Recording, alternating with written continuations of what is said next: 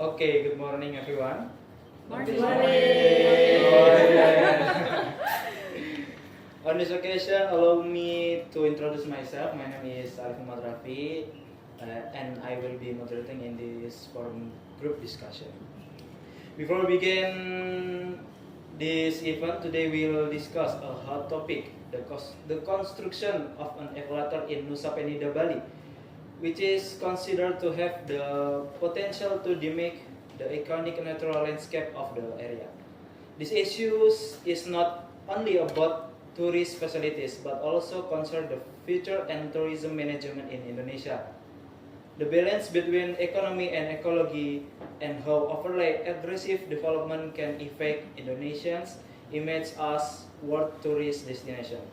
In this discussion, we will try to look at the impact from various angles: the environment, the local economy, government politics, and public perception. And there are several rules that participants must follow. First, participants must be potential and actively participate in all discussion session. Secondly, give all participants an equal opportunity to speak. Third, respect others' opinions and avoid interrupting each other when speaking. Okay, now we move on the discussion session. Here are 7 speakers who will present their ideas related to the project in Nusa Penida. They will talk about economy, social, tourism, and other aspects. I think everyone understands the rules, and let's proceed directly to the first speaker. Gary.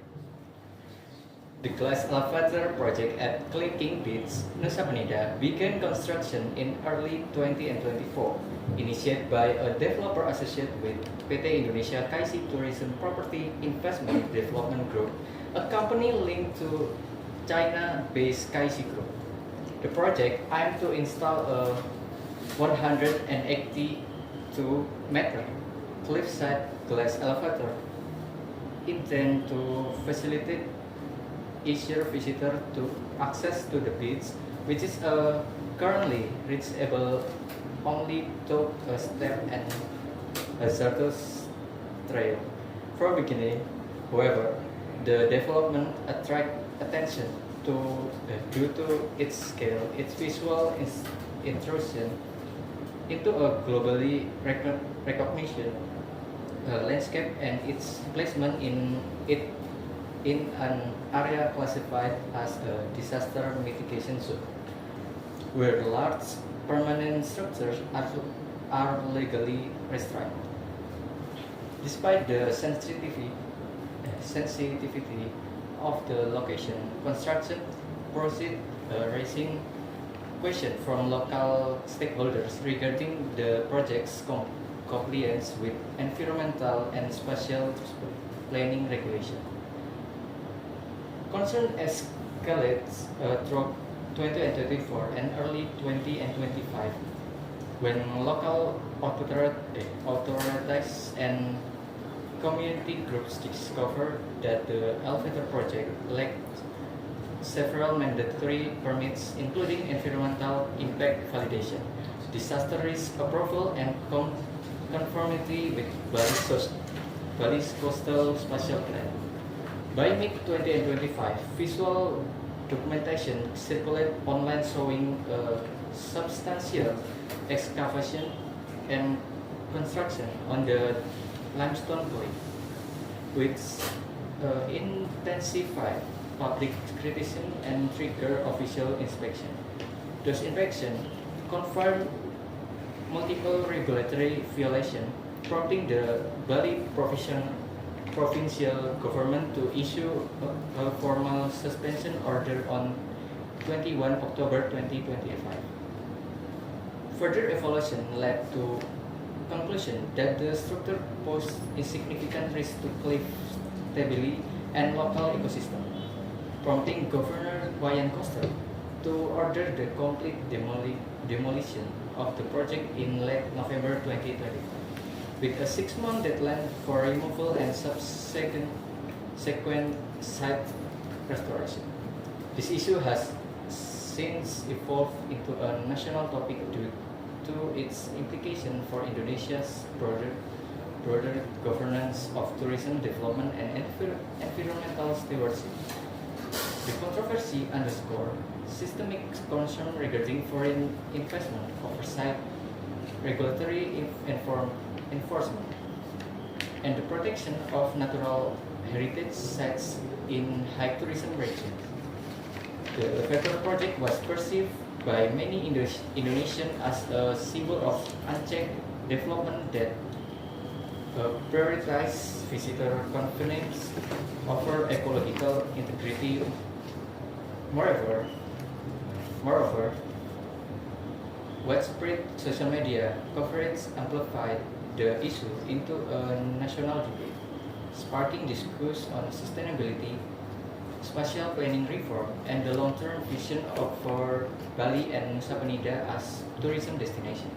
As a result, the case has become an emblematic example of the urgent need for stricter environmental governance in Indonesia's developing coastal zones.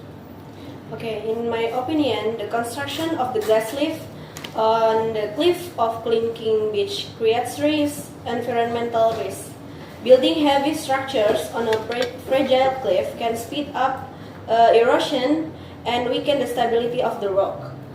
Activities like drilling, cutting the cliff, and installing large foundations can cause small cracks that may lead to landslide or parts of the cliff collapsing in the future.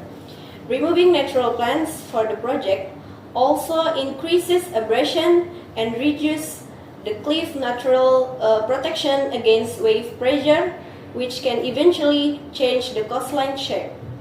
This project also harms the area's conservation value by disturbing coastal wildlife, affecting water quality, and damaging the natural scenery that attracts tourists to Klinking Beach. If not managed properly, these impacts could threaten the local ecosystem and reduce the long-term sustainability of tourism, as the natural beauty that draws visitors may be permanently damaged. Beyond environmental concerns, this project also brings significant social and cultural consequences for the local community in Nusa Penida. First, we must consider how the lift affects the daily lives of residents. Large-scale tourism infrastructure often shifts economic control away from the local people and into the hands of outside investors, creating dependency rather than empowerment. Many locals worry that the project prioritizes tourist convenience over their own needs and rights. Second, the lift threatens the cultural and spiritual value of the area. Many cliffs, temples, and coastal zones in Nusa Penida are considered sacred by the Balinese Hindu community. Turning these spaces into high-traffic tourist spots risks diminishing their cultural meaning. When sacred areas become commercial attractions, the traditions and rituals tied to them can slowly lose authenticity. Finally, residents expressed concerns about the changing landscape. The island's natural scenery is not just beautiful, it's part of their identity and heritage. A massive lift structure can disrupt that sense of place, making locals feel alienated from their own land. The fear is that once the landscape changes, community bonds and cultural continuity may be affected as well. If we move forward without listening to the people who live there, we risk damaging not only the land, but the very culture that makes Bali unique. But in my opinion, allow me to bring a brighter side to this argument. The installation of the elevator is a significant breakthrough for inclusivity because, as we know, Nusa Penida is currently can only be accessed by a track that is steep and dangerous and limiting access to only people that are able-bodied, people that are adult, and people that are physically fit. Meanwhile, tourists that are children or elderly are struggling to reach Nusa Penida and enjoy its scenery. So, this lift that that were built opens Kelingking Beach to elderly, families with children, and people with disabilities to be able to also enjoy the scenery of Nusa Penida, thereby broadening our tourism demographic. However, we also must consider the visual pollution. Nusa Penida is famous for its raw rock beauty. Nusa Penida is famous for its open sea and beautiful blue beach. And building a modern glass structure, imagine you are in Nusa Penida and you are enjoying the scenery, and when you look at the right side, there is a glass slip that are ruining the scenery for you. Thereby, building a modern glass structure on a natural cliffside, turning a pristine geopark into a theme park like Disneyland. We risk losing the adventure that makes Nusa Penida unique, makes Nusa Penida look like a natural beach, trading long-term natural value for short-term convenience. Also,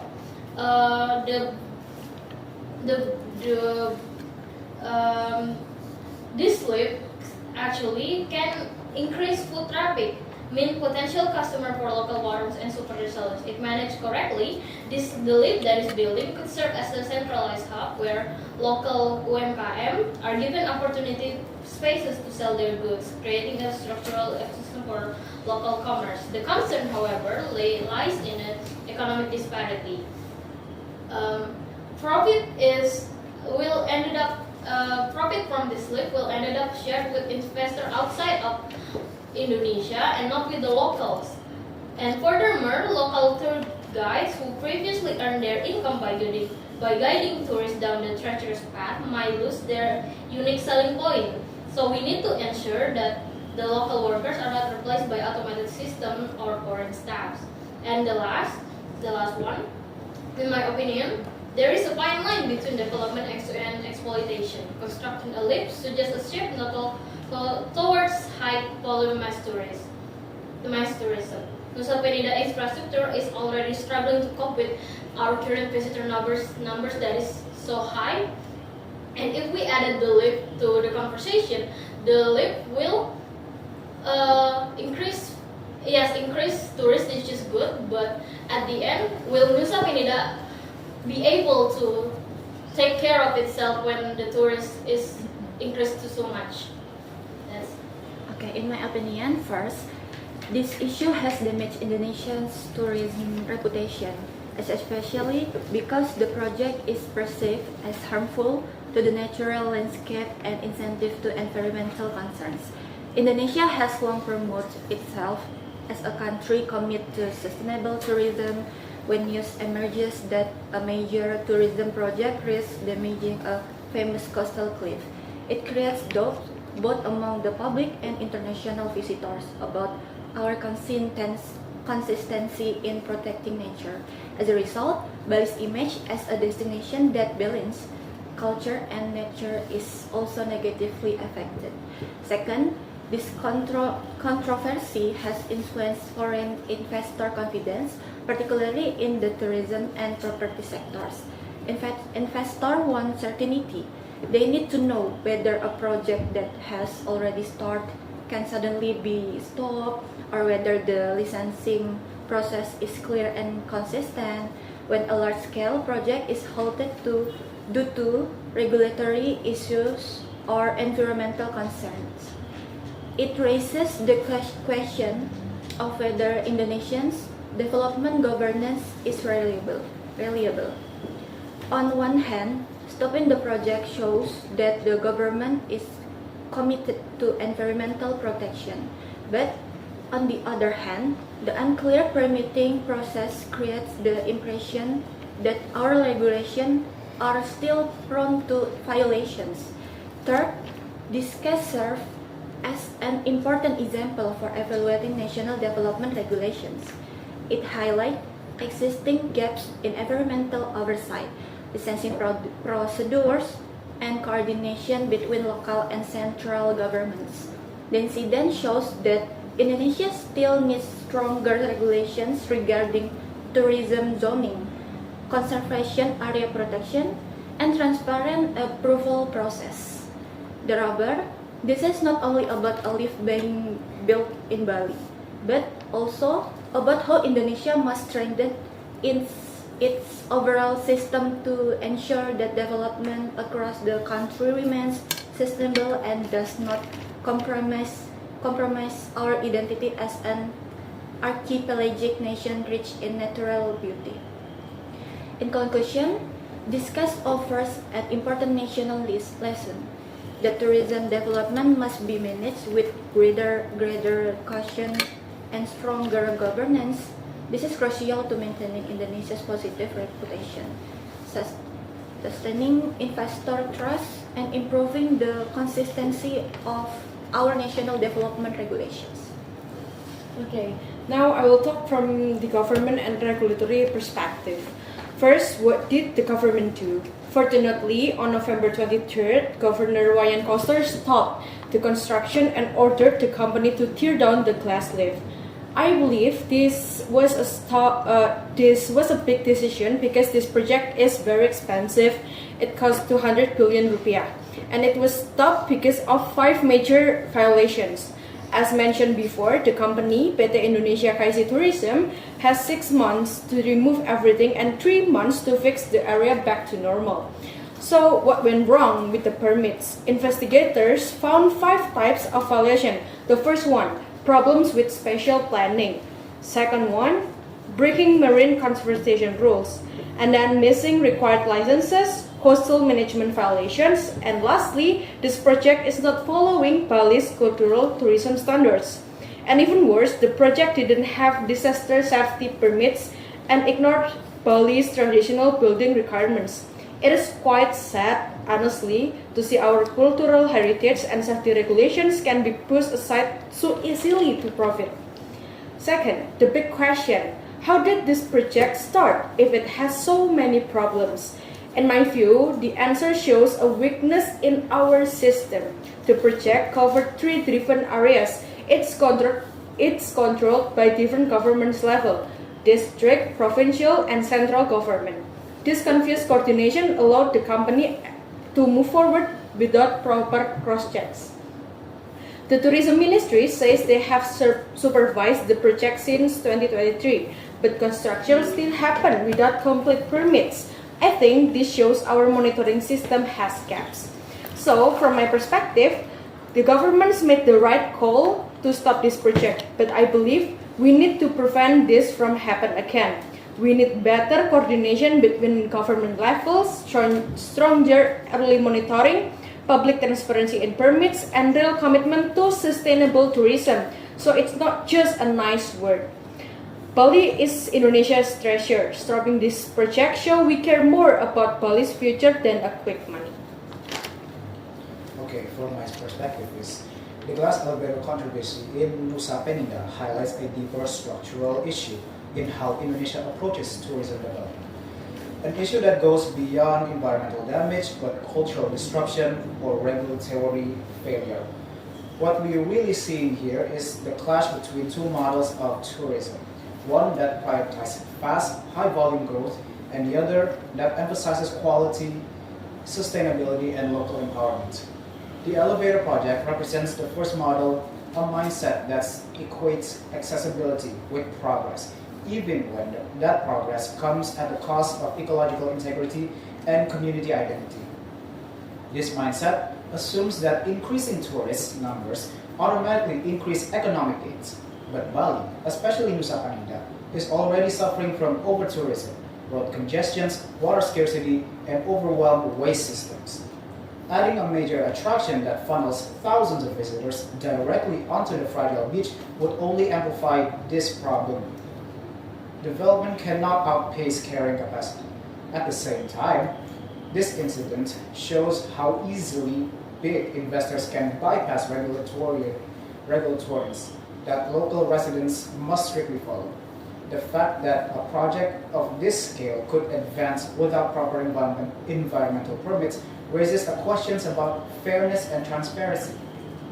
When rules are selectively enforced, public trust erodes. Communities begin to feel that economic decisions are made for them, not with them. This is dangerous because tourism's long-term sustainability relies heavily on community cooperation and cultural stewardess. This brings me to a social dimension. For many Balinese, nature is not merely a scenery. It is part of their spiritual and cultural fabric.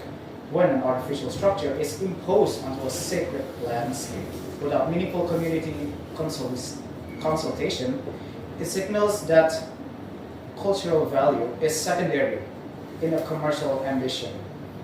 This can create resentment and weaken local participation in tourism governance. Finally, this case forces us to rethink Indonesia's tourism identity on the world stage. Do we want to compete by building as many attractions as possible, or by protecting the authenticity and natural beauty that is Bali? The demolition order issued by the provincial government is a strong message that Indonesia is choosing the second path. But the real challenge lies in preventing similar situations in the future.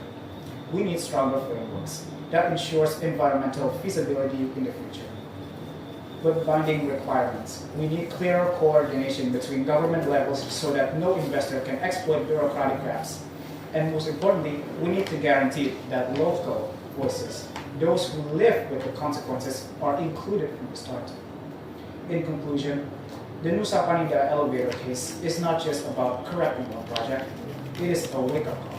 It reminds us that sustainable tourism is not achieved through iconic structures, but through responsible governance, cultural respect, and long-term ecological protection. If Indonesia wants to maintain its global reputation, we must ensure that every development project reflects not only economic ambition, but also wisdom and integrity. Okay, since the speaker have explained their opinions, now we know that the project could have a negative impact on domestic and foreign tourists. So we will end this forum group discussion and see you again next time. Bye-bye.